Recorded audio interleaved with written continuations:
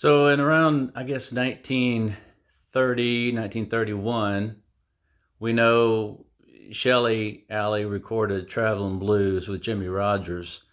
And that recording was in San Antonio, Texas.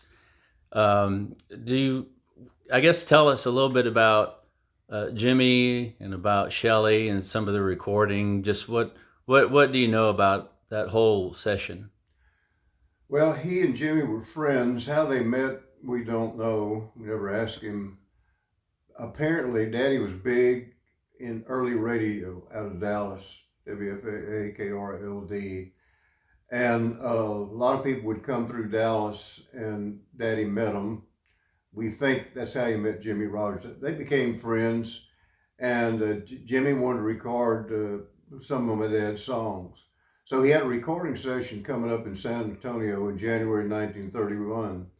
Jimmy at that time was in Fort Worth doing some concerts, or not concerts back then, but shows. And he decided what he would do is drive by the old home place in Ramsey, where Daddy was at that time, which he did. He drove by there, either I don't remember if it was a Packard or a Cadillac that he had, and picked up my dad and his brother Alvin. They drove to San Antonio. There's some other things that has to do with Will Rogers I can cover some other time. But on the January 31st, 1931, at the Texas Hotel, they recorded my dad's song Traveling Blues with my dad and his brother playing twin fiddles on it. The biographer Nolan Porterfield, who wrote one of the best ever Jimmy Rogers books, he said he believes the first time that twin fiddles were ever used on a country recording. And then sometime later, about 1932, I think in New Jersey, Jimmy recorded my dad's song Gambling Barroom Blues. Daddy was not on that record, but he was friends with Jimmy. Uh, and again, I wish I'd have thought years ago to ask him how they met. I don't know. We think probably through his radio days. And you said the recording was with his brother Alvin Alley. Tell me a little bit about Alvin. Was he older brother, younger brother? He was younger. I think he was a couple of years younger Mm-hmm. than my dad. But he played fiddle. And like I said, he played trombone when he was real young. And I would go up the country and they'd always play twin fiddles together. He was one of those type people. He never met a stranger. Very personable, funny, and played good fiddle. And obviously, his personality was probably one of a kind too. I guess God broke the mold for both Alvin and Shelley. Yeah, everybody in the family, brothers and sisters, and all those people looked up to my dad because he was somewhat famous, and he kind of ruled the roost, so to speak. And Alvin would pretty much do whatever my dad, you know, told him to do or asked him to do. But that was Alvin's personality. He just kind of go along with anything. But great guy. And Jimmy Rogers, who not only was popular at that time, he died just a few years later, I guess, Yeah. tuberculosis.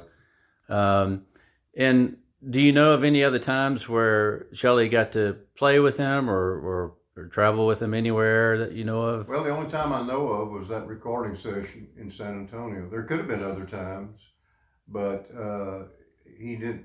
He never mentioned them. Doesn't mean they didn't have. It's the only one I know of was that one.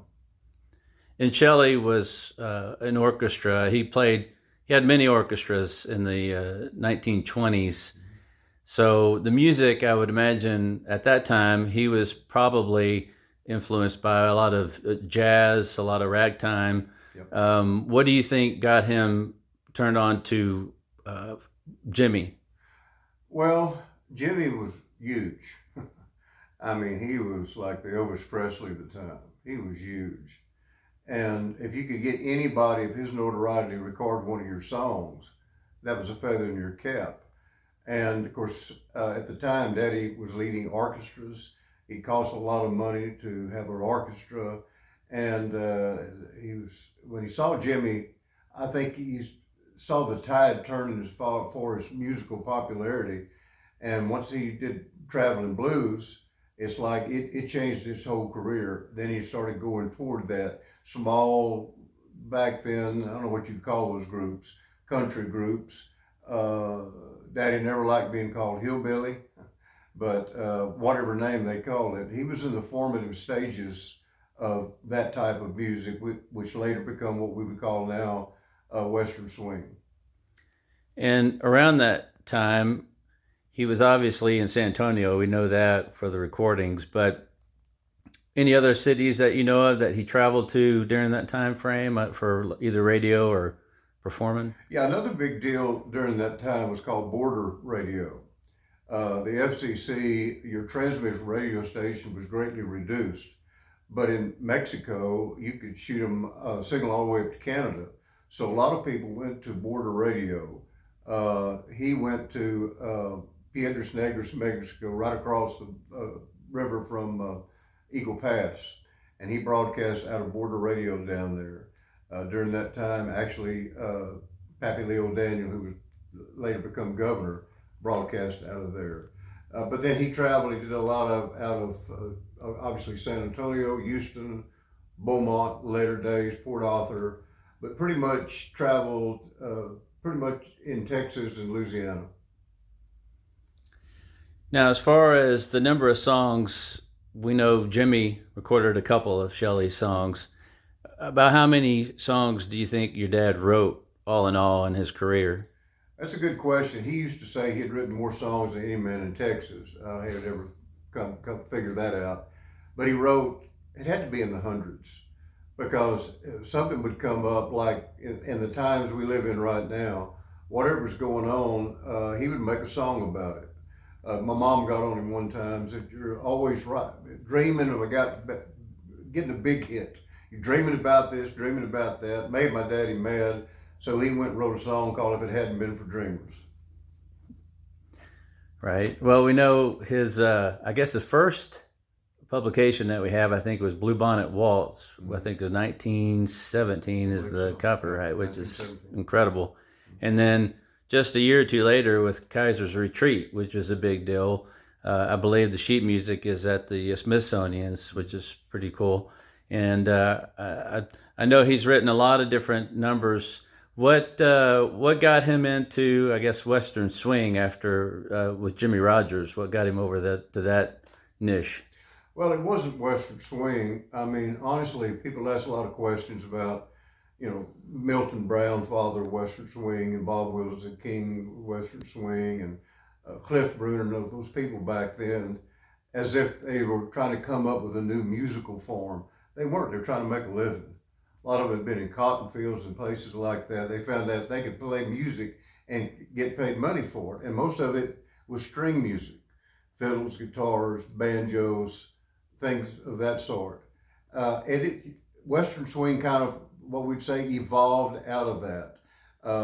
Little by little, they had good beat. They were all playing for dances, and you had to play a beat that people could dance to. So it wasn't like concerts and things that way. So you came up with dance music.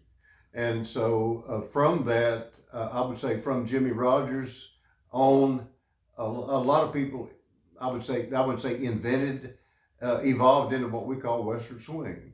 And it got more, better and stronger and better musicianship as we went along. But it was nothing. It was nothing intentional about any of them. They just want to make a living.